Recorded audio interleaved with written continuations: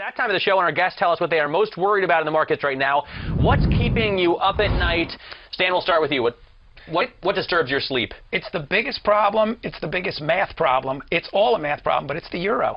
Because we've kicked this can. There's no road left. We're in the gravel, and they're still trying to kick the can.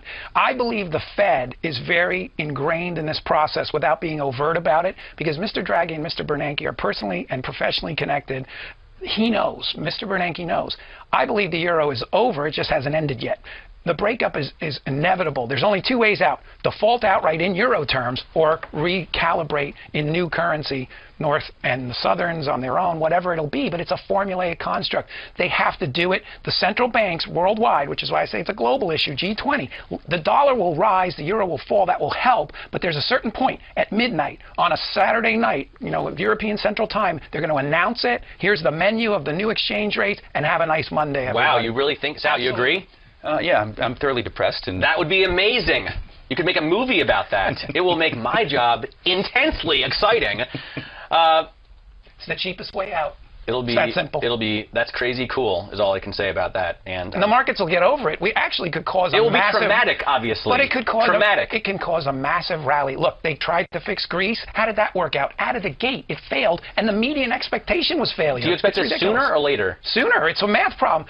Look, how much negative exponent is working against Spain? You know the graph? Yeah. Exponential function? That's why we call our EXP Wealth Enhancement Program. Exponential. Negative exponent, this way. It compounds in reverse. It can't be sustained. End of story.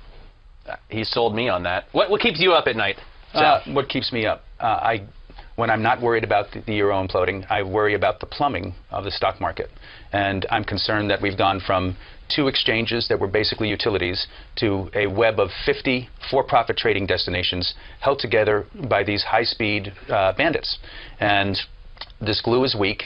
And there's systemic risks, and I'm afraid that if there's some shock globally overseas, and that Stan alludes to, I'm afraid how our market is going to handle it. By the way, I worry about that as well, and I wonder. It's so plain, it's so in your face, it's so obvious. Don't Bob Greifeld and Duncan, don't guys at the SEC, guys and gals at the SEC I think if you go back worry to about this. I think if you go to the 70s and the 80s and the 90s, early 90s, we were always at a point where the average investor understood how our market worked. You're a car guy. Would you invest in a high-performance car without really knowing how the engine works? Definitely not. And now investors today, I don't think the average investor understands that there's a web of 50 for-profit destinations where everyone's fighting to touch their order with conflicts of interest and the problems that it creates for them.